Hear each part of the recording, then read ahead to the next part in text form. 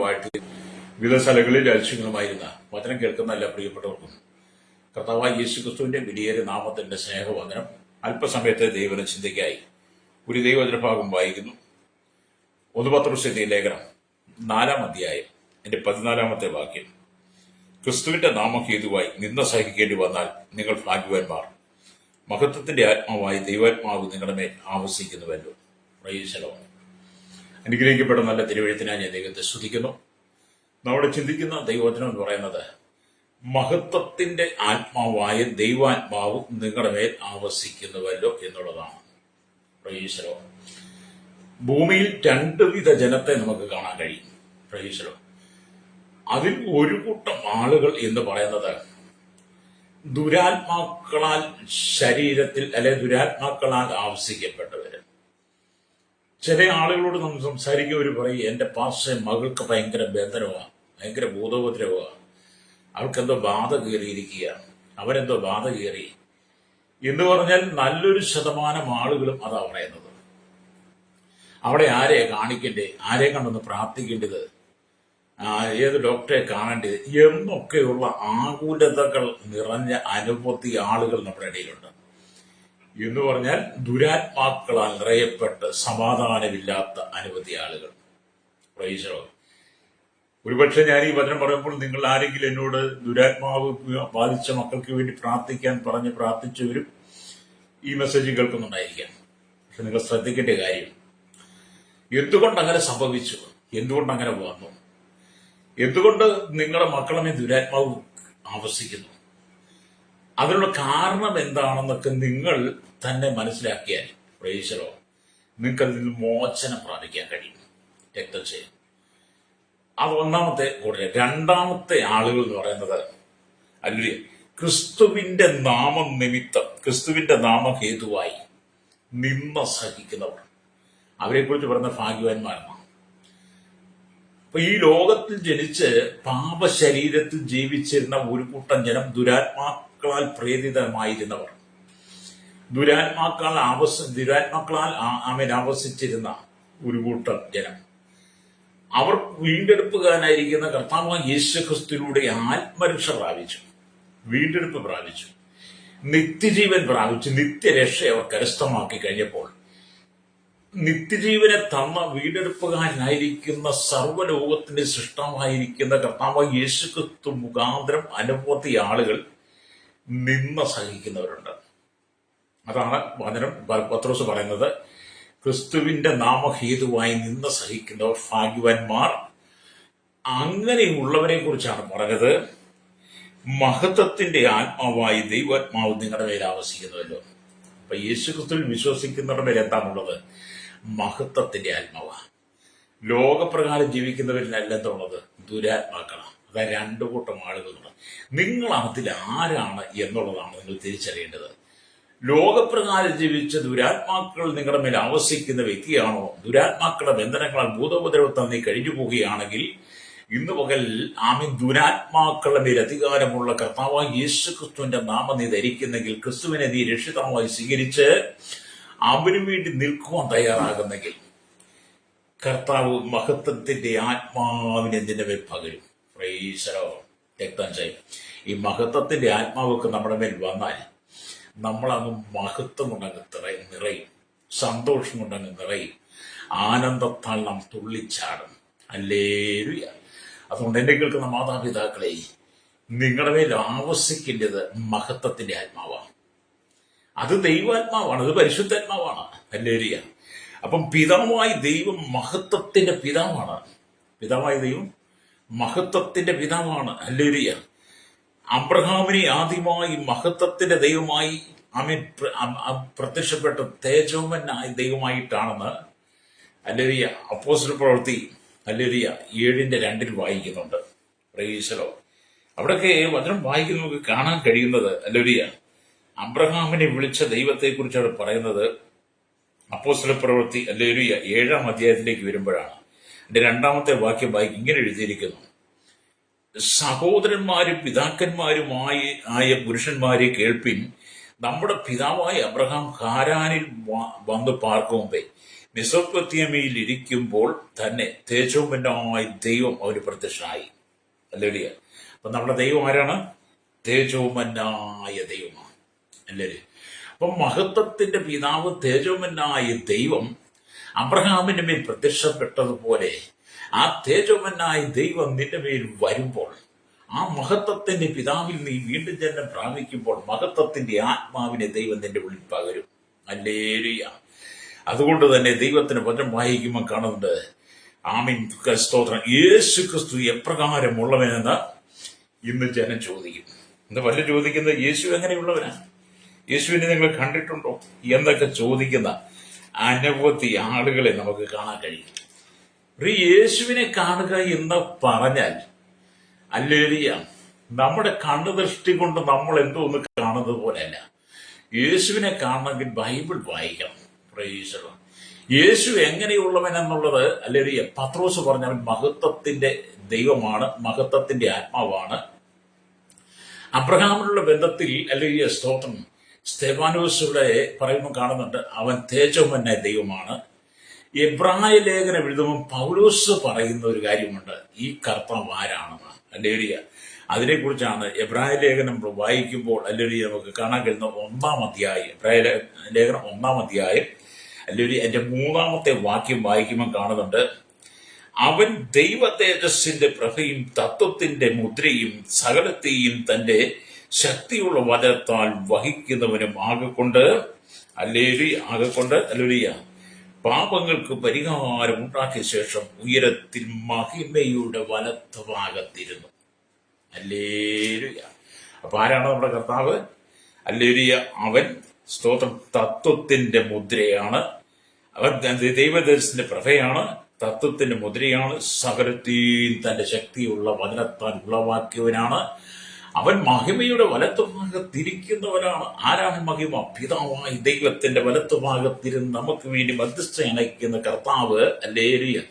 എന്നെ കേൾക്കുന്ന മാതാവേ, പിതാവേ, നിന്റെ മേൽ, ഹല്ലേലൂയ, മഹത്വത്തിന്റെ ആത്മാവിനെ പകരാൻ ആഗ്രഹിക്കുന്നു. Price the Lord. അപ്പൊ യേശു ആരാണെന്ന് അന്വേഷിച്ച് നിങ്ങൾ എങ്ങോട്ടും അന്വേഷിച്ച് നടക്കേണ്ട, വേദപുസ്തകം വായിച്ചാൽ മതി.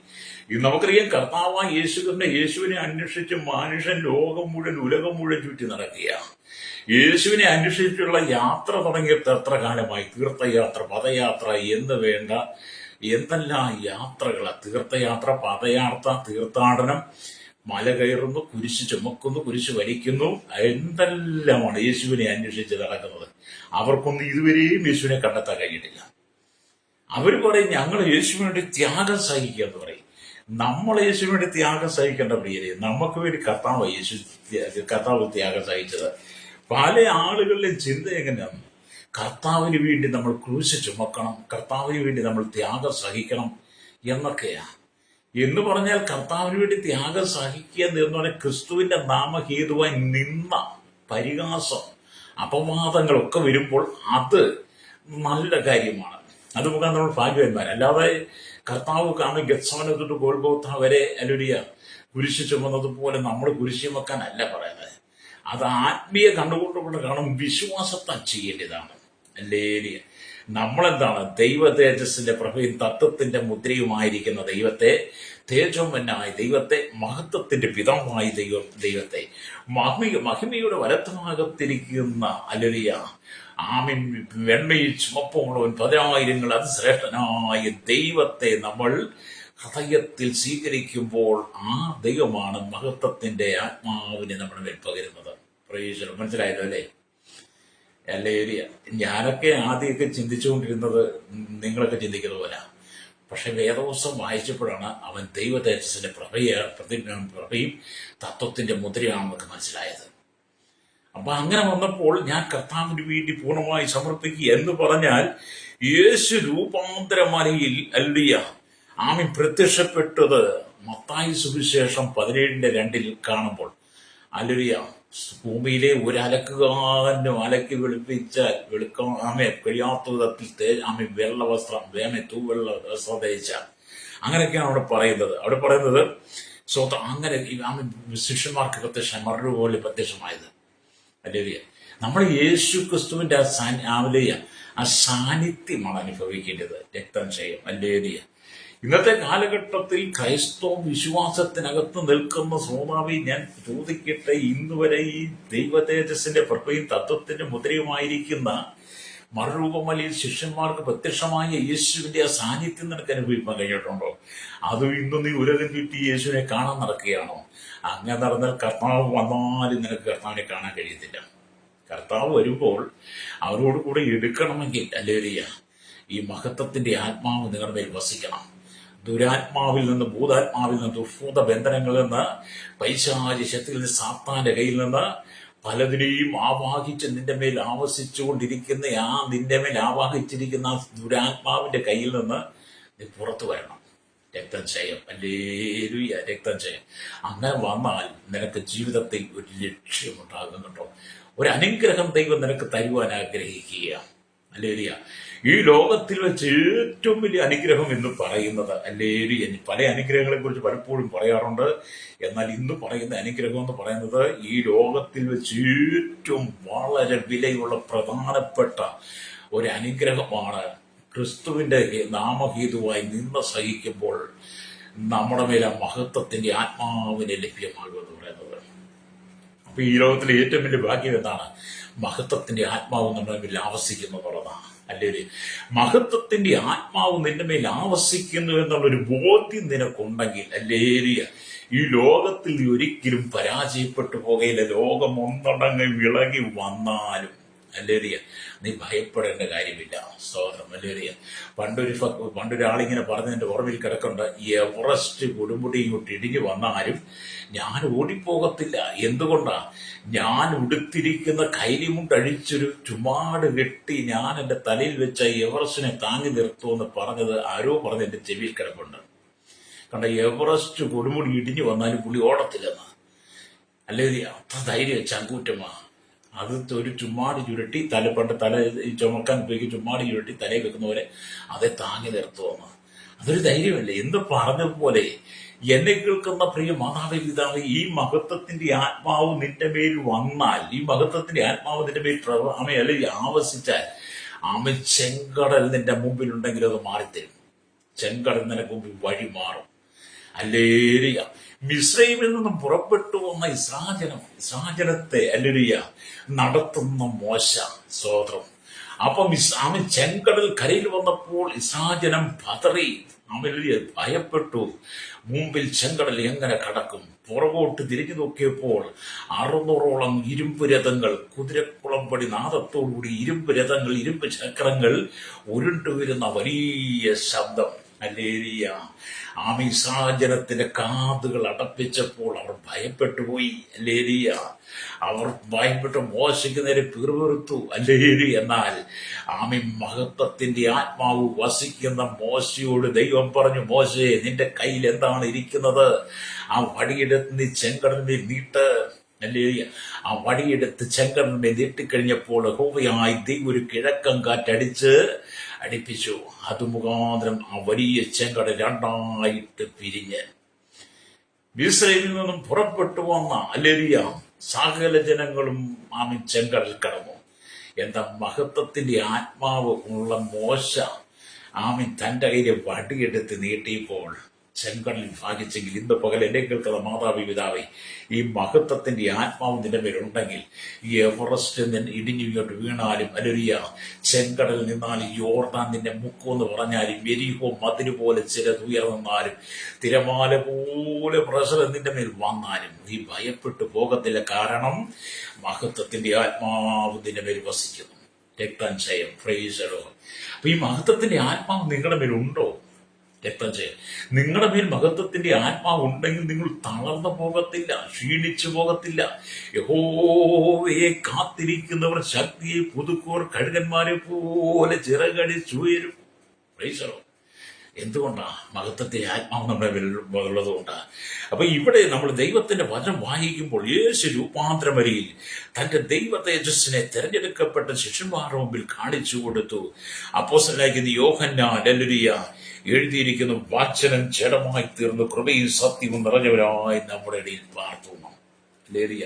അപ്പോസ്തലനായ യോഹന്നാൻ യേശുവിനെ കുറിച്ച് അത് എഴുതിയിരിക്കുന്നത്, വചനം ജഡമായി തീർന്നു, കൃപയും സത്യവും നിറഞ്ഞവനായി നമ്മുടെ ഇടയിൽ പാർത്തു എന്ന് യോഹന്നാന്റെ സുവിശേഷം 1-14 രക്തഞ്ചൽ. ഇതൊക്കെ നമ്മൾ പറയുന്നത് ഞങ്ങൾക്കറിയാം, ഞങ്ങൾ ഇതെല്ലാം പഠിച്ച് PhD എടുത്തവരാന്നാ പറയുന്നത്. ഞാൻ ഒത്തിരി പേര് എനിക്ക് ഭയങ്കര ചിരിയൊക്കെ വരും, സന്തോഷമൊക്കെ വരും കേട്ടോ. എന്ന് പറഞ്ഞാൽ ചിലപ്പോൾ ഇവരെ കുറിച്ച് ഓർത്ത് ദുഃഖിക്കും. നമ്മൾ ഈ സുവിശേഷമൊക്കെ കൊണ്ട് പറയുമ്പോൾ ചിലർ പറയും ഞങ്ങൾക്കെല്ലാം ഞങ്ങളെല്ലാം പഠിച്ച് അതിന്റെ ഡോക്ടറേറ്റ് നേടിയവരാന്ന് പറയും. പക്ഷെ വചനം ജഡമായി തീർന്നു, കൃപയും സത്യം നിറഞ്ഞവനായ നമ്മുടെ ഇടയിൽ ഇന്നും പാർക്കുന്ന, നമ്മുടെ ഉള്ളിൽ വസിക്കുന്ന തേജോമനായ മഹത്വത്തിന്റെ ആത്മാവായ ആമി ഉയരത്തിൽ മഹിമയുടെ വലത്തുഭാഗത്തിരിക്കുന്ന ദൈവ തേജസ്സിന്റെ പ്രഭ തത്വത്തിന്റെ മുദ്രയായിരിക്കുന്ന മറുരൂപം വലിയ ലലുലിയ വെളിപ്പെട്ട യേശുവിനെ കുറിച്ച് ഈ എല്ലാം അറിയാവുന്ന പറഞ്ഞവർക്ക് അറിയത്തില്ല. അതുകൊണ്ടാണല്ലോ ഇന്ന് അവരുടെ ക്രിസ്തീയ ആചാരങ്ങളെ നഷ്ടപ്പെടുത്തിക്കൊണ്ട് ദൈവവചനത്തിന് വിരുദ്ധമായത് പലരും ചെയ്യുന്നത് രക്തം ചെയ്യും. നമ്മൾ തിരിച്ചറിയും. അപ്പം വചനം ജഡമായി തീർന്നു, കൃപയും സത്യവും നിറഞ്ഞവരായി നമ്മുടെ ഇടയിൽ പാർത്തു. ഞങ്ങൾ അവന്റെ തേജസ് പിതാവിൽ നിന്ന് ഏകജാതനായ ഇവന്റെ തേജസ്സായി കണ്ടുവെന്ന് യോഹന്നാൻ പറയുക. യോഹന്നാനാണ് യേശുവിന്റെ കൂടെ പറഞ്ഞയാളാണ്. അപ്പൊ യേശുവിനെ കണ്ട കാഴ്ചയെക്കുറിച്ചാണ് യോഹന്നാൻ പറയുന്നത്. അതിൽ വചനം ജഡമായി തീർന്നു. മറ്റു സുവിശേഷങ്ങളിൽ ചരിത്രവിശേഷങ്ങൾ കൂടി കർത്താവിലേക്ക് ജനനത്തെക്കുറിച്ച് പറയുമ്പോൾ യോഹന്നാൻ അതിന്റെ അതിന്റെ അർത്ഥവും കൂടി സംയോജിപ്പിച്ച് വാക്യത്തിൽ അതിന്റെ വിവരിച്ചറിയാം.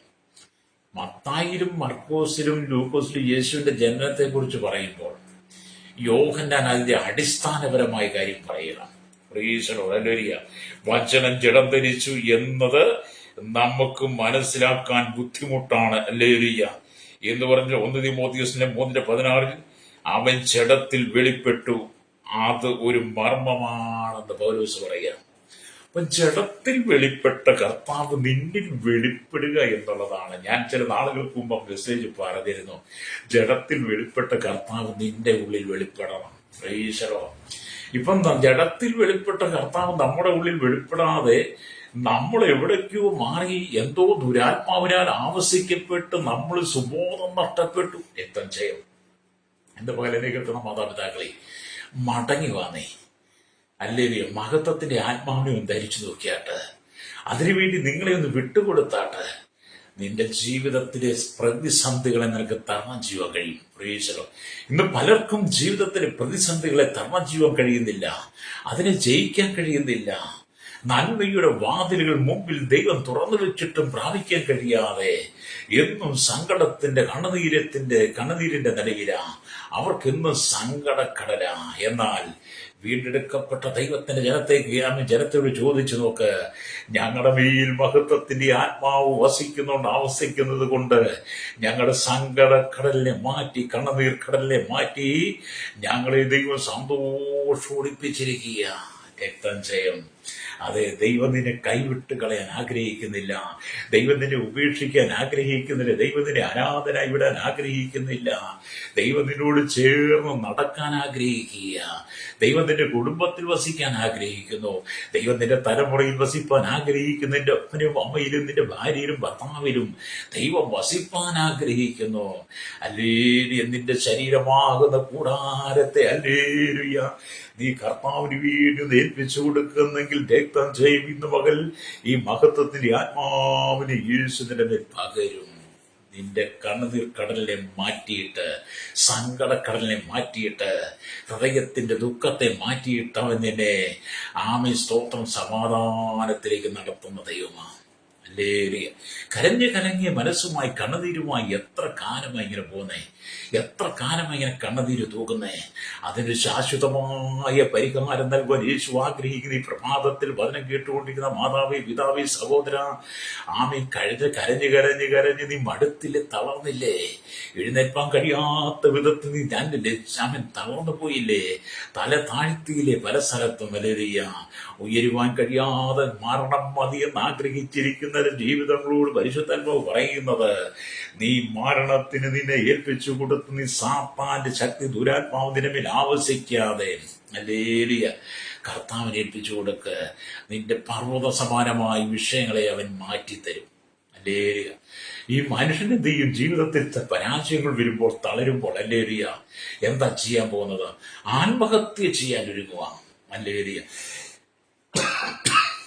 ആത്മഹത്യ ചെയ്യുവാൻ ഒരുങ്ങുക എന്ന് പറയുമ്പോൾ സാത്താന്റെ ആത്മാവ് നിങ്ങളെ പ്രേരിപ്പിക്കുന്നത്. പിശാചാണ് നിങ്ങളോട് ആത്മഹത്യ ചെയ്യാൻ പറയുന്നത്. പിശാചിനെ സേവിക്കുന്നവരൊക്കെ ആത്മഹത്യ ചെയ്യും. അല്ലേലിയ. സാത്താന്റെ ശക്തി ആമി ജീവിതത്തിൽ ആവശ്യം, സാത്താന്റെ ശക്തി ആമി ശരീരത്തിൽ ഉള്ളവരൊക്കെ അവർ ആത്മഹത്യ ചെയ്യുന്നേ.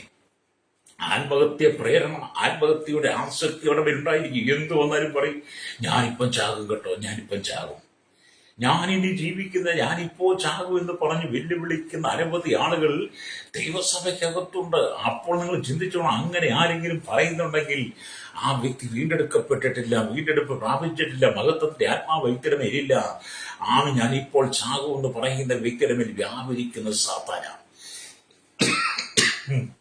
അല്ലെങ്കിൽ ഞാൻ ഈ സുവിശേഷമൊക്കെ പറയുമ്പോൾ എന്നെ പലരും പ്രാർത്ഥിക്കുന്നു വയ്ക്കുമ്പോഴേ ഒത്തിരി പേര് പറയുന്ന, എന്റെ പാസ്റ്റർ മരണം മാത്രമേ ഇനിയുള്ളൂ മുമ്പിൽ,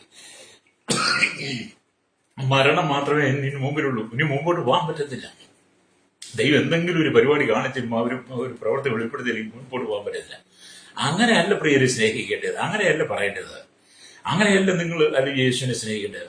മരണം മാത്രമേ ഇനി മുമ്പിലുള്ളൂ, ഇനി എങ്ങോട്ടും പോകാൻ ദൈവം എന്തെങ്കിലും ചെയ്യണമെന്ന് പറഞ്ഞില്ല ദൈവത്തെ സ്നേഹിക്കുന്നത്. നീ ആദ്യം മഹത്വത്തിന്റെ ആത്മാവ് നിന്റെ ഉള്ളിൽ വസിപ്പാൻ നീ യേശുവിന് നിന്റെ ശരീരത്തെ വിട്ടുകൊടുക്കുക, നിന്റെ ശരീരമാകുന്ന കൂടാരത്തെ വിട്ടുകൊടുക്കുക. മഹത്വത്തിന്റെ ആത്മാവ് നിന്റെ മേൽ വന്നു കഴിയുമ്പോൾ നീ പിന്നെ പറയത്തില്ല ഇനി മരണം മാത്രമേ മുമ്പിലുള്ളൂ എന്ന് പറയത്തില്ല. മഹത്വത്തിന്റെ ആത്മാവ് നിന്റെ മേൽ വന്നാൽ പരീക്ഷകളുടെ പോക്കുവഴി കൂടെ തരുന്നവനാ ദൈവം. രക്തം ചെയ്യും വല്ലേറിയ നിന്നെ വീഴാതെ വണ്ണം കാത്തു സൂക്ഷിക്കുന്ന ഒരു ദൈവമുണ്ട്. അപ്പൊ എല്ലാവരും മരിച്ചാൽ മതി. മരിക്കാന്ന് പറഞ്ഞ പിശാച് പറയിപ്പിക്കുക. മുമ്പേ പറഞ്ഞല്ലോ, പിശാച് നിന്റെ അതരങ്ങളിൽ സംസാരിക്കരുത്. സാത്താൻ നിന്റെ ചുണ്ടുകളിൽ, സാത്താൻ നിന്റെ അതരങ്ങളിൽ കടന്നുകൊണ്ടിട്ട് നിന്റെ നാവിൽ നിന്ന് സാത്താന്റെ മഹത്വമുള്ള വാക്കുകൾ പറയരുത്. സാത്താൻ ദുർഭൂതങ്ങൾ നിന്നിൽ വസിക്കരുത്, ദുർഭൂതത്തിന്റെ വാക്കുകൾ നീ ഉച്ചരിക്കരുത്. ദുരാത്മാക്കൾ നിന്നിൽ വസിച്ചുകൊണ്ട് ദുരാത്മാവ് നിന്നിൽ സംസാരിക്കരുത്. നിന്റെ സംസാരിക്കുന്നത് ദുരാത്മാവ്, അതുകൊണ്ടാണ് മരിച്ചാൽ മതി എന്ന് പറയുന്നത്. അല്ലേ, ഞാനും അങ്ങനെയൊക്കെ പറഞ്ഞിട്ടുണ്ട്. അല്ലേ, നിങ്ങൾക്കറിയാം, ഞാൻ ആത്മഹത്യക്കൊക്കെ ശ്രമിച്ചിട്ടുള്ളതാണ്. കഴുത്തിൽ കയറൊക്കെ ഇട്ട് തൂങ്ങിയിട്ടൊക്കെ ഉണ്ട്, കയ്യിലുമുണ്ട് എടുത്ത് തൂങ്ങിയിട്ടൊക്കെ ഉണ്ട്. അല്ലേരിയ. കാരണം എന്താണല്ലോ, അന്ന് തന്നെ നടത്തിയത് ദുരാത്മാവ് നടത്തിക്കൊണ്ടിരുന്നപ്പോൾ സാത്താൻ നടത്തുന്നത് ആ ദുർഭൂതം എന്റെ മേൽ ആവശിച്ചുകൊണ്ടിരുന്നപ്പോൾ അന്ന് എനിക്ക് തൂങ്ങി മരിക്കണം, വിഷം കുടിച്ച് മരിക്കണം, ഏതെങ്കിലും വിധത്തിൽ മരിക്കണം എന്നൊക്കെയുള്ള ചിന്ത എന്റെ ജീവിതത്തിൽ ഒരു 25 വർഷം മുമ്പ് പലപ്പോഴും ഉണ്ടായിട്ടുണ്ട് കേട്ടോ. ലേലിയ.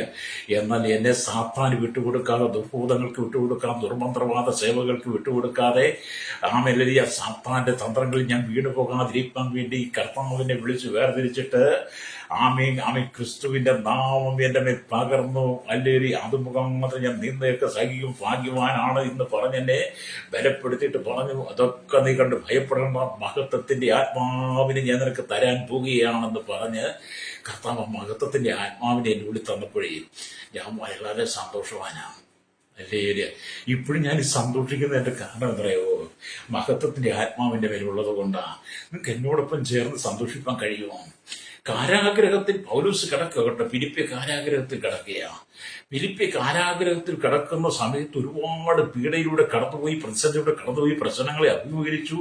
ക്രിസ്തുവിന്റെ നാമഹേതു അനേകം നിന്ദകൾ പൗലോസ് സഹിച്ചു, ഒരുപാട് നിന്ദകൾ. അങ്ങനെ ക്രിസ്തുവിന്റെ നാമഹേതു അനേകം നിന്ദകൾ സഹിച്ച് പലപ്പോഴും മരണഭയത്തിലായി, മൃഗയുദ്ധം സമാനമായ വിഷയങ്ങളിലൂടെ പലരും ഉപദ്രവിക്കപ്പെട്ട് പൗലോസ് ജയിലടയ്ക്കപ്പെട്ട് കിടക്കുമ്പോൾ അല്ലേരിയ ഈ പൗലോസ് പറഞ്ഞൊരു കാര്യമുണ്ട്. എന്താണെന്നറിയോ? കർത്താവിനെ എപ്പോഴും സന്തോഷിപ്പിൻ എന്ന് ഞാൻ പിന്നെ നിങ്ങളോട് പറയുന്നു.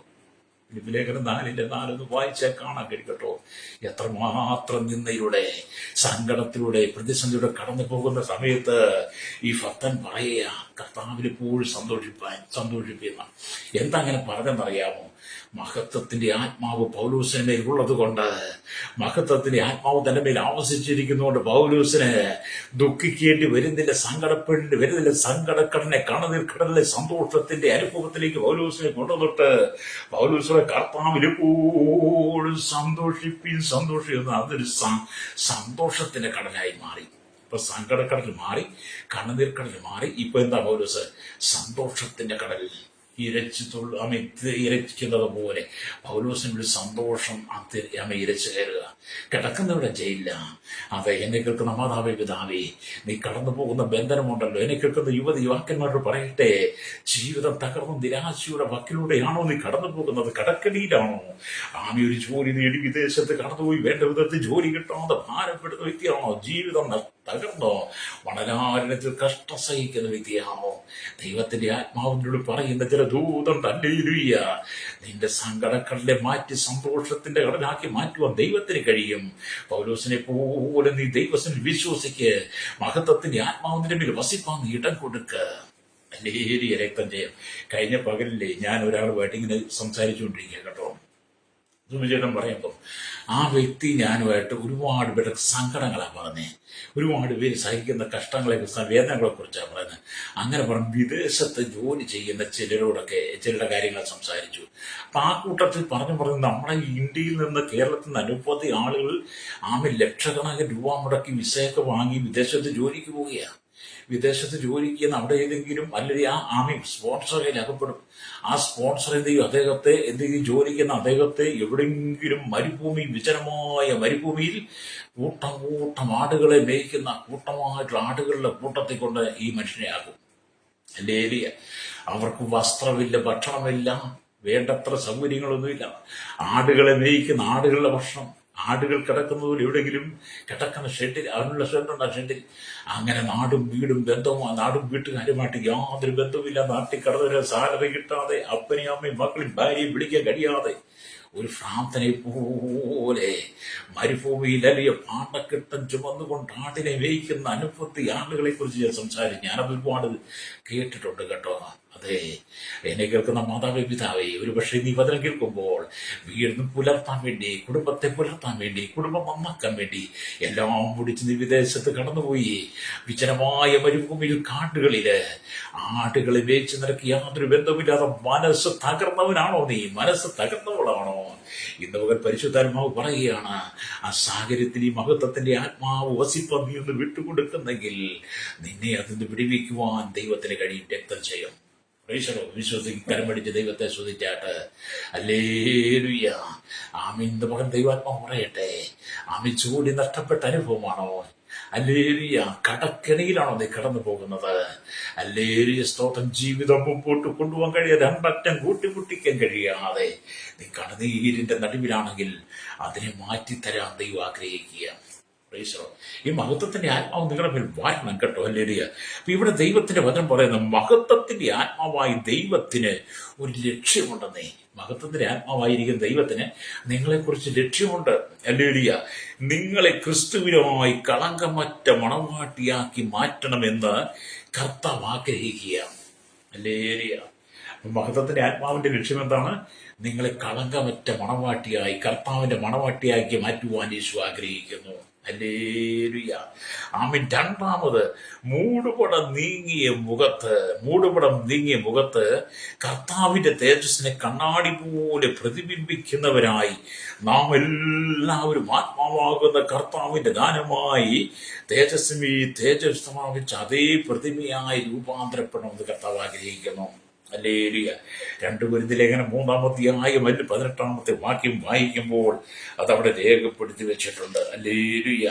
അതുകൊണ്ട് എന്നെ കേൾക്കുന്ന മാതാപിതാക്കളെ, ഇതുവരെ ദൈവത്തിന്റെ ആത്മാവ് പറയുന്നത്, നീ ഭാരപ്പെട്ടു പോകുവാനല്ല ദൈവം നിന്നെ വിളിച്ച് വേർതിരിച്ചത്. നീ കർത്താവിന് വേണ്ടി ജീവിക്കണം. നീ കർത്താവിന് വേണ്ടി ജീവിക്കണമെന്നേ.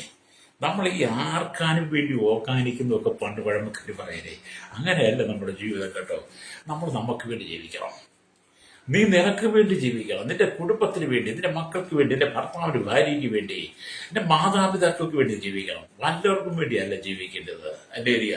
നിനക്ക് വേണ്ടി നീ ജീവിക്കണമെങ്കിൽ, നിന്റെ കുടുംബത്തിന് വേണ്ടി ജീവിക്കണമെങ്കിൽ നിന്റെ മേൽ വ്യാപരിക്കുന്ന ദുർഭൂതാത്മാവിൽ നിന്ന് പുറത്തു വരണം, ദുർസേവയിൽ നീ പുറത്തു വരണം. ഹല്ലേലൂയ. മഹത്വത്തിന്റെ ആത്മാവ് ധരിക്കണം. നീ മഹത്വത്തിന്റെ ആത്മാവിനെ പ്രാപിക്കണം. ആ മഹത്വത്തിന്റെ ആത്മാവ് നിന്റെ മേൽ വന്നു കഴിയുമ്പോൾ മൂടുപടം നീങ്ങിപ്പോകും. പഴയ മൂടുപടം ഇപ്പൊ നിന്റെ മുഖത്ത് മൂടുപടമാണ്. പഴയ പാപത്തിന്റെ, പഴയ ശാപത്തിന്റെ, പഴയ കെട്ടിന്റെ ന്യായപ്രമാണത്തിന്റെ മൂടുപടം. അല്ലേ? അതെല്ലാം കർത്താവിന്റെ നിന്ന് നീക്കി, ആ മൂടുപടം നീക്കി കർത്താവിന്റെ തേജസ്സിനെ കണ്ണാടി പോലെ പ്രതിബിംബിക്കുന്നവരായി നിങ്ങളെ കണ്ണാടിയിലേക്ക് നോക്കിക്കഴിഞ്ഞാൽ നിങ്ങളെ അതേ തേജസ്സിലല്ലേ നിങ്ങളെ കാണുന്നേ? അല്ലേ? നിങ്ങൾ ഒരു കണ്ണാടി എടുത്തു വെച്ചിട്ട് നിങ്ങളെ നോക്കണം. നിങ്ങളുടെ മുഖം എന്താണ്, നിങ്ങൾ ആരാണ്, നിങ്ങൾ എങ്ങനെ ഇരിക്കുന്നത്, നിങ്ങൾക്ക് നിങ്ങളെ കണ്ണാടി കാണുന്നത് പോലെ നിങ്ങളുടെ മൂടുപടം, മുഖത്തിന്റെ മൂടുപടം, ന്യായപ്രമാണത്തിന്റെ മൂടുപടം, ശാപത്തിന്റെ പാപത്തിന്റെ മൂടുപടം നീങ്ങിക്കഴിയുമ്പോൾ കർത്താവിന്റെ തേജസ്സിനെ കണ്ണാടി പോലെ പ്രതിബിംബിക്കുന്നവരായി നാം എല്ലാവരും. Price the Lord. ആ വാക്യം ഒന്ന് വായിച്ചു നോക്കട്ടെ ചെറുതായിട്ട്. എല്ലാവരും ആത്മാവാകുന്ന കർത്താവ് ആരാണ്? ആത്മാവാണ്. ആത്മാവാകുന്ന കർത്താവിന്റെ ദാനമായി തേജസ് പ്രാപിച്ച്. തേജസ് അതൊക്കെ നമുക്ക് വർണ്ണിക്കാൻ പറ്റത്തില്ല കേട്ടോ. തേജസ് എന്ന് പറയുമ്പോൾ എങ്ങനെ നമ്മുടെ വാക്കുകൾ കൊണ്ട് വർണ്ണിക്കും? തേജസ് പ്രാപിച്ച് അതേ പ്രതിമയായി, ക്രിസ്തുവിന്റെ പ്രതിമയായി നമ്മൾ രൂപാന്തരപ്പെടുന്നു. Price the Lord. ആത്മീയമായി ഇവിടെ നമ്മൾ ചിന്തിച്ചാൽ സ്തോത്രം, നമുക്ക് അനുഭവത്തിൽ ജീവിക്കാൻ കഴിയും. ആശ്ചര്യമായി നിങ്ങൾ ലോകപ്രകാരം ലോകത്താണ് ജീവിക്കുന്നെങ്കിൽ ഇതിനെ നിങ്ങൾക്ക് മനസ്സിലാക്കാൻ പറ്റുന്നെങ്കിലും ആത്മീയമായി നീ ദൈവസ്ഥലേക്ക് വന്നു കഴിയുമ്പോൾ, ആത്മീയ ചിന്താഗതി മഹത്വത്തിന്റെ ആത്മാവിന്റെ മേൽ വന്നു കഴിയുമ്പോൾ നിന്റെ മൂടുപടം നീങ്ങിപ്പോകുന്ന. ഹല്ലേലൂയ. ഇപ്പം പലരും നിങ്ങൾ മൂടുപടത്തെ മൂടിക്കിടക്കുകയാണ്, പുറത്തു വരാൻ കഴിയാതെ. ചിലർക്ക് പാരമ്പര്യമാണ്, ചിലർക്ക് പണമാണ്, ചിലർക്ക് ദിവ്യാഗ്രഹമാണ്, ചിലർക്ക് അവരുടെ സ്വയത്തമാണ്. ലലിയ സ്വതന്ത്രം. അങ്ങനെ വിവിധ മൂടുപടങ്ങളാണ്. പറയും ഞങ്ങളുടെ കുടുംബം, ഞങ്ങളുടെ അപ്പൻ ആരാന്നറിയോ, ഞങ്ങളുടെ അപ്പാപ്പൻ ആരാന്നറിയാവോ, ഞങ്ങളുടെ വല്യച്ഛൻ ആരായിരുന്നറിയോ, ഞങ്ങളുടെ കുടുംബം ആരായിരുന്നു. നിന്റെ കുടുംബം ആരാണെങ്കിലും കർത്താവിന് എന്താണ്? ഇങ്ങനെയുള്ള പാഴ്വാക്കുകളൊക്കെ ഞാൻ ഒരുപാട് പറഞ്ഞിട്ടുണ്ട്. ഞാനും വിശ്വാസം വന്നപ്പോൾ ഞാൻ ഒരുപാട് പാഴ്വാക്കുകൾ. ഞാൻ ആരാന്നറിയാമോ, എന്റെ ജീവിതം എന്താണെന്നറിയാം, ഞാൻ എങ്ങനെ നടത്താനെന്നറിയാമോ, ഇതൊക്കെ വലിയ കർത്താവോട് പറഞ്ഞിട്ട് കാര്യമുണ്ടോ? മൂടുപടമുള്ള മനുഷ്യ, നീ ഇതല്ല നിനക്കെന്ന് അപ്പുറം പറയും. അല്ലേലിയ. നിന്റെ മുഖത്ത് മൂടുപടം കിടക്കുന്നിടത്തോളം കല്ലും നീ അങ്ങ് രാജാവാന്ന് പറയും. ഒരുപക്ഷെ നീ അങ്ങ് അലക്സാണ്ടർ ചക്രവർത്തിയാന്ന് പറയും. അല്ലേലിയ. അതൊക്കെ മൂടുപടം നിന്റെ പേരുള്ളത് കൊണ്ടാണ്. ആ മൂടുപടം നീങ്ങിയ മുഖത്തെ കർത്താവിന്റെ തേജസ് കണ്ണാടിയിൽ പ്രതിബിംബിക്കുന്ന പോലെ നിങ്ങളുടെ ആത്മാവ് വരണം. Price the Lord. ഹല്ലേലൂയ. അതുകൊണ്ട് മാനസാന്തരപ്പെടണം കേട്ടോ. ചിലർക്കങ്ങ് പറയുന്നത്, അയ്യോ ഞങ്ങൾക്കങ്ങ് ഒരു വലിയ തറവാടുണ്ട്, ഞങ്ങളുടെ തറവാടേ, ഞങ്ങളുടെ തറവാട്, ഞങ്ങളുടെ കുലം, ഇതൊക്കെ മൂടുപടം ഉള്ളത് കൊണ്ടാണ് നീ ഇത് പറയുന്നത്. അത് മാറ്റണം. ഹല്ലേലൂയ. അപ്പൊ ഇവിടെ മരിച്ചവരുടെ ഉയർത്തെഴുന്നേൽപ്പും അപ്രകാരമായിരിക്കുമെന്ന് ദൈവത്തിന്റെ വചനം പറയുക. മരിച്ചുപോയവരുടെ ഉയർപ്പും അതേപോലെ തന്നെയെന്ന് വേദപുസ്തകം പറയുന്നു. എന്ന് പറഞ്ഞാൽ 1 കൊരിന്ത്യർ ലേഖനം 15-ാം അധ്യായം അതിന്റെ 43-ാമത്തെ വാക്യം വായിക്കുമ്പോൾ ഇങ്ങനെ എഴുതിയിരിക്കുന്നു: അപമാനത്തിൽ വിതയ്ക്കപ്പെടുന്നു, തേജസ്സിൽ ഉയർക്കുന്നു, ബലഹീനതയിൽ വിതയ്ക്കപ്പെടുന്നു, ശക്തിയിൽ ഉയർക്കുന്നു. മരിച്ചവരെ കുറിച്ച് പറയാം. അപമാനത്തിൽ വിതച്ചു, ഹല്ലേലൂയ, എന്നാൽ തേജസ്സിൽ ഉയർക്കും. ബലഹീനതയിൽ വിതച്ചു, ഹല്ലേലൂയ, ശക്തിയിൽ ഉയർക്കപ്പെടും. അല്ലെ? പ്രാകൃത ശരീരം വിതയ്ക്കപ്പെടും. ഹല്ലേലൂയ. ആത്മീയ ശരീരം ഉയർക്കുന്നു. പ്രാകൃത ശരീരം ഉണ്ടെങ്കിൽ ആത്മീയ ശരീരവുമുണ്ട് എന്ന് കർത്താവ് നൽകിയ കൃപയ്ക്ക് അനുസൃതമായി പൗലോസ് ഈ വചനം നമുക്ക് രേഖപ്പെടുത്തി തരികയാണ്. ആമേൻ. ഹല്ലേലൂയ. എന്നിട്ട് പറയാം സ്തോത്രം. 1 കൊരിന്ത്യർ ലേഖനം 15-ാം അധ്യായം 49-ാമത്തെ വാക്യത്തിലേക്ക് വരുമ്പോൾ ഇങ്ങനെ രേഖപ്പെടുത്തി വെച്ചിട്ടുണ്ട്: സ്വർഗീയന്മാർ, ഹല്ലേലൂയ, നാം മണ്ണുകൊണ്ടുള്ളവന്റെ പ്രതിമ ധരിച്ചതുപോലെ സ്വർഗീയന്റെ പ്രതിമ ധരിക്കും. നാം മണ്ണുകൊണ്ടുള്ളവന്റെ പ്രതിമ, നമ്മളെ മണ്ണുകൊണ്ട് മെനഞ്ഞതാ. മണ്ണുകൊണ്ട് മെനഞ്ഞിട്ട് നമ്മൾ മണ്ണുകൊണ്ടുള്ള പ്രതിമയെ ധരിച്ചിരിക്കുന്നത്. ഈ മണ്ണുകൊണ്ടുള്ള പ്രതിമ ധരിച്ചതുപോലെ സ്വർഗീയന്റെ പ്രതിമയും ധരിക്കുമെന്ന്. ഹല്ലേലൂയ. അത് എന്നെ കേൾക്കുന്ന മാതാവേ, പിതാവേ, ഇന്ന് നീ മണ്ണുകൊണ്ടുള്ള പ്രതിമയായിട്ട് ഈ ഭൂമി നിൽക്കുന്ന, മണ്ണുകൊണ്ടുള്ള പ്രതിമ ധരിച്ച് നിന്റെ ഉള്ളിൽ ജീവവിശ്വാസമൊക്കെ തന്ന് നീ ഒരു മനുഷ്യനെ ജീവിക്കുന്നെങ്കിലും നിനക്ക് സ്വർഗീയന്റെ പ്രതിമ ധരിപ്പാനുള്ള സമയമായി. അതുകൊണ്ട് ഇന്ന് പകൽ ഈ ലോകത്തിന്റെ സുഖങ്ങളൊക്കെ ഒന്ന് വിട്ടിട്ട് മാനസാന്തരപ്പെട്ട് മടങ്ങി വരണം. മാനസാന്തരപ്പെട്ട് മടങ്ങി വന്ന് ക്രിസ്തു യേശുവിലൂടെ ആത്മീയ രക്ഷ പ്രാപിക്കണം. മഹത്വത്തിന്റെ ആത്മാവിനെ നീ പ്രാപിക്കണം. ഹല്ലേലൂയ. ഇന്നും നിന്റെ കുടുംബത്തിൽ കരച്ചിലല്ലേ? അല്ലേ? സമാധാനത്തോടു കൂടി നിനക്ക് ജീവിക്കാൻ കഴിയുന്നുണ്ടോ? സന്തോഷത്തോട് ജീവിക്കാൻ കഴിയുന്നുണ്ടോ? എന്നും നിന്റെ കുടുംബത്തിനകത്ത് അരാജകത്വമല്ലേ? എന്നും നിന്റെ കുടുംബത്തിനകത്ത് കണനീരല്ലേ? എന്നും നിന്റെ കുടുംബത്തിനകത്ത് പിറുപിറുപ്പല്ലേ? എവിടെ ചെന്നാലും നിന്നെ ഒഴിവാക്കി നിർത്തുകയല്ലേ, ഒറ്റപ്പെടുത്തുകയല്ലേ? എന്താണ് ഇതൊക്കെ സംഭവിക്കുന്നത്? ഹല്ലേലൂയ! ഈ ലോകത്തിന്റെ ശക്തി, അന്ധകാരത്തിന്റെ ശക്തി, സാത്താന്റെ ശക്തി, ദുരാത്മാവിന്റെ ശക്തി നിലവിൽ ആവസിക്കുന്നത് കൊണ്ട് നിനക്ക് സ്വസ്ഥമായിട്ട് ഉറങ്ങാൻ പോലും കഴിയില്ല. പ്രൈസറോ! എന്നോട് ഒത്തിരി പേര് എൻ്റെ ഭാഷ ഉറങ്ങിയിട്ട് കുറച്ചു നാളായി, ഉറക്കം കിട്ടാൻ വേണ്ടി പ്രാർത്ഥിക്കണം എന്ന് പറയും. അപ്പൊ എനിക്ക് നിങ്ങളോട് പറയാൻ ഒറ്റ കാര്യമുള്ളൂ. നിന്റെ ഉറക്കത്തെ കെടുത്തുന്ന, നിന്റെ ഉറക്കം നഷ്ടപ്പെടുത്തി കളയുന്ന, ഉറങ്ങാൻ കഴിയാത്ത രാത്രിയിൽ അങ്ങോട്ടും ഇങ്ങോട്ടും തിരിഞ്ഞ് കിടക്കുക, എഴുന്നേറ്റിരിക്കുക, പലതിനെക്കുറിച്ചും വിചാരപ്പെട്ട് മനം കലങ്ങി സങ്കടപ്പെട്ട് കണ്ണുനീരിന്റെ നടിയിലൂടെ രാത്രി യാമം കഴിച്ചുകൂട്ടി എങ്ങനെങ്കിലും നേരം പുലർന്നാ മതിയെന്ന് അല്ലേലും ചിന്തിക്കുന്നവരോട് പറയട്ടെ, നിന്റെ ഉറക്കത്തെ കെടുത്തുന്നത് ആരാന്നറിയാവോ? ദുരാത്മാവാ. ഒരു ദുർഭൂത ശക്തി നിന്റെ മേൽ വ്യാപരിക്കുന്നത് കൊണ്ട് നിന്റെ ഉറക്കം ആ ദുർഭൂതം കെടുത്തിക്കളയും. എന്നാൽ മഹത്വത്തിന്റെ ആത്മാവ് നിന്റെ മേൽ വസിക്കുന്നുണ്ടെങ്കിൽ ഹല്ലേലൂയ, നീ ഏത് കാരാഗ്രഹത്തിൽ കിടന്നാലും നീ അവിടെ സമാധാനത്തോടെ കിടന്നുറങ്ങും. അതിൽ തെളിവുണ്ട് കേട്ടോ. നമ്മൾ ഈ അപ്പോസ്തല പ്രവൃത്തി 12-ാം അധ്യായം വായിക്കുമ്പോൾ ഹല്ലേലൂയ, പത്രോസിനെ കുറിച്ച് കാണാൻ കഴിയും. പത്രോസിനെ തടവിലാക്കി. ഹല്ലേലൂയ! കാവൽക്കാര് പത്രോസിനെ കാവൽ നിൽക്കുക. പക്ഷെ പത്രോസ് എന്താ ചെയ്ത്? സമാധാനത്തോടെ കിടന്നുറങ്ങുക. ഹല്ലേലൂയ! പത്രോസ് സമാധാനത്തോടെ കിടന്നുറങ്ങുക. എന്താണ്? മഹത്വത്തിന്റെ ആത്മാവ് പത്രോസിന്റെ മേലുള്ളത് കൊണ്ട് പത്രോസിന് സമാധാനത്തോടെ ഉറങ്ങാൻ കഴിയുന്നു. ഹല്ലേലൂയ! അതുകൊണ്ടാണ് നിങ്ങൾക്ക് സമാധാനത്തോടെ ഉറങ്ങാൻ കഴിയാത്തതിന്റെ കാരണം അതാണ് എന്ന് പറഞ്ഞാൽ ഭാഗം വായിക്കാം. അപ്പോസ്തല പ്രവൃത്തി 12-ാം അധ്യായത്തിലേക്ക് വരുമ്പോൾ, ആ കാലത്ത് ഹെരോദാ രാജാവ് സഭയിൽ ചിലരെ പീഡിപ്പിക്കേണ്ടതിന് കൈനീട്ടി യോഹന്നാന്റെ സഹോദരനായ യാക്കോബിനെ അവർ വാൾ കൊണ്ട് കൊന്നു. അത് യഹൂദന്മാർക്ക് പ്രസാദമായി എന്ന് കണ്ട് അവൻ പത്രോസിനെ പിടിച്ച്, അപ്പോൾ പുളിപ്പില്ലാത്ത അപ്പത്തിന്റെ പെരുന്നാൾ ആയിരുന്നു, അവനെ പിടിച്ച ശേഷം പെസക കഴിഞ്ഞിട്ട് ജനത്തിന് മുമ്പിൽ നിർത്തുവാൻ ഭാവിച്ചു. തടവിലാക്കി. അവരെ കപ്പാൻ 4 പടയാളികളുള്ള 4 കൂട്ടത്തെ ഏൽപ്പിച്ച് പത്രോസിനെ കാക്കാനെ. ഇങ്ങനെ പത്രോസിനെ തടവിൽ സൂക്ഷിച്ചു വരുമ്പോൾ സഭ ശ്രദ്ധയോടെ അവന് വേണ്ടി ദൈവത്തോട് പ്രാർത്ഥിച്ചു പോകുന്നു എന്ന് കാണാൻ കഴിയുന്നുണ്ട്. ഹല്ലേലൂയ!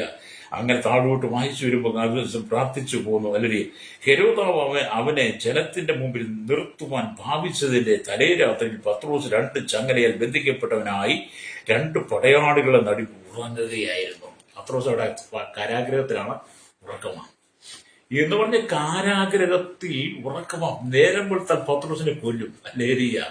ആ പത്രോസ് 2 പടയാളികളുടെ സംരക്ഷണയാൽ കാരാഗ്രഹത്തിൽ കിടന്നുറങ്ങുക എന്ന് പറയുമ്പോൾ മരണം മുമ്പിൽ നിൽക്കുകയാണ്. പ്രഭാതമായാൽ മരിക്കും. ആ മരണത്തെ മുന്നിൽ കൊണ്ടുകൊണ്ട് ഇത്രമാത്രം സമാധാനത്തോടെ പത്രോസ് ഉറങ്ങണമെങ്കിൽ പത്രോസിന്റെ മേലുള്ള മഹത്വത്തിന്റെ ആത്മാവാണ് കാരണം. അത് എന്നെ കേൾക്കുന്ന മാതാപിതാവേ, ഈ മഹത്വത്തിന്റെ ആത്മാവ് നിന്റെ മേൽ വന്നാലുണ്ടല്ലോ, നീ സമാധാനത്തോടെ കിടന്നുറങ്ങും. ഏത് പ്രശ്നമായിരുന്നാലും, കടക്കാരൻ നിന്നെ അസഭ്യം പറഞ്ഞാലും കടക്കണി കൊണ്ട് മരണത്തിന് മുമ്പിലാണോ നീ നിൽക്കുന്നത്? തകർന്ന ജീവിതമാണോ? മഹാവ്യാധിയിൽ നീ തകർന്നവനാണോ? ഈ മഹത്വത്തിന്റെ ആത്മാവ് നിന്റെ മേൽ ഉണ്ടെങ്കിൽ നീ സമാധാനത്തോടെ കിടന്നുറങ്ങും. പ്രൈസറോ! അപ്പൊ നമ്മൾ ഈ മഹത്വത്തിന്റെ ആത്മാവിനെ പ്രാപിക്കണം കേട്ടോ. ഹല്ലേലൂയ! അപ്പൊ അവന്റെ രൂപം പൂർണ്ണ തേജസ്സോടുകൂടി ആരുടെ? കർത്താവിന്റെ. അന്തഃപുരത്തിലെ രാജകുമാരി ശോഭ പരിപൂർണയാകുന്നു, അവളുടെ വസ്ത്രം പൊൻകസവ് കൊണ്ട് ഉള്ളതെന്ന് 45-ാം സങ്കീർത്തനം 13-ാം വാക്യം വായിക്കുന്നുണ്ട്. ഹല്ലേലൂയ! ദൈവമക്കളെ, നിങ്ങൾ ചെലവാക്കുന്ന ഓരോ ദിവസങ്ങളും ആഴ്ചകളും മാസങ്ങളും ഹല്ലേലൂയ വർഷങ്ങൾ കല്ലറയെ നോക്കിയല്ല നീ ജീവിക്കേണ്ടത്. നിങ്ങൾ ജീവിക്കുന്ന ഓരോ മണിക്കൂറുകളും ഓരോ ദിവസങ്ങളും ആഴ്ചകളും മാസങ്ങളും വർഷങ്ങളും നിങ്ങൾക്ക് ലഭിക്കാൻ പോകുന്ന കല്ലറയെ നോക്കിയല്ല നിങ്ങൾ ജീവിക്കേണ്ടത്. ഹല്ലേലൂയ! ഭൂമി പുതഞ്ഞു പോകുന്ന ദിവസത്തെ നോക്കിയല്ല, ഭൂമിയിലേക്ക് അരിഞ്ഞു ചേരുന്ന ദിവസത്തെ ഓർത്തല്ല, മരിച്ചു മണ്ണാകുന്നതിനെ കുറിച്ചല്ല ഓർത്തല്ല നീ ഇവിടെ ജീവിക്കേണ്ടത്. മഹത്വത്തിന്റെ ആത്മാവിനാൽ നിറയപ്പെട്ട നീ കർത്താവിന്റെ വരവിൽ രൂപാന്തരം പ്രാപിക്കുമെന്നുള്ള ഉറപ്പോടുകൂടി വേണം നീ ജീവിക്കാൻ. പലരും കല്ലറയെ നോക്കിയാ ജീവിക്കുന്നേ, മണ്ണിനെ നോക്കിയാ ജീവിക്കുന്നേ. മണ്ണിനോട് അലിഞ്ഞു ചേരാനാ. അത് നിന്റെ ജഡം അലിഞ്ഞു ചേർന്നാലും മഹത്വത്തിന്റെ ആത്മാവ് നിന്റെ മേലുണ്ടെങ്കിൽ നീ രൂപാന്തരം പ്രാപിക്കും, രക്തം ചെയ്യും. ഹല്ലേലൂയ. അതുകൊണ്ട് നിങ്ങൾക്ക് ക്രിസ്തുവിന്റെ തേജസ്സിനെ മുഖാമുഖമായി കണ്ട് തേജസ് പ്രാപിക്കുന്ന ദിവസത്തെ നോക്കിക്കൊണ്ടിരിക്കണം. അത് എത്ര ആനന്ദകരമായ അനുഭവമാണ്. ഹല്ലേലൂയ. എന്നെ കേൾക്കുന്ന സ്നേഹിത, ആമീൻ. അതുകൊണ്ടാണ് റോമാലേഖനം വായിക്കുമ്പോൾ, റോമാലേഖനം 8-ാം അധ്യായം അതിന്റെ 18-ാമത്തെ വാക്യം വായിക്കുമ്പോൾ, നമ്മിൽ വെളിപ്പെടുവാനുള്ള തേജസ് വിചാരിച്ചാൽ ഈ കാലത്തിലെ കഷ്ടങ്ങൾ സാരമില്ല എന്ന് ഞാൻ എണ്ണുന്നു. അതെ, നമ്മൾ വെളിപ്പെടാനുള്ള തേജസ് വിചാരിച്ചാൽ അത് ഞങ്ങൾക്ക് വേണ്ടി പ്രാർത്ഥിക്കാൻ പോവുക കേട്ടോ. ഹല്ലേലൂയ.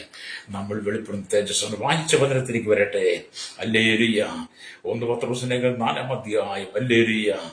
അതിന്റെ സ്തോത്രം വലിയ 14-ാമത്തെ വാക്യമാണല്ലോ നമ്മൾ വായിച്ചത്. ഹല്ലേലൂയ. എന്താണ് എഴുതിയിരിക്കുന്നത്?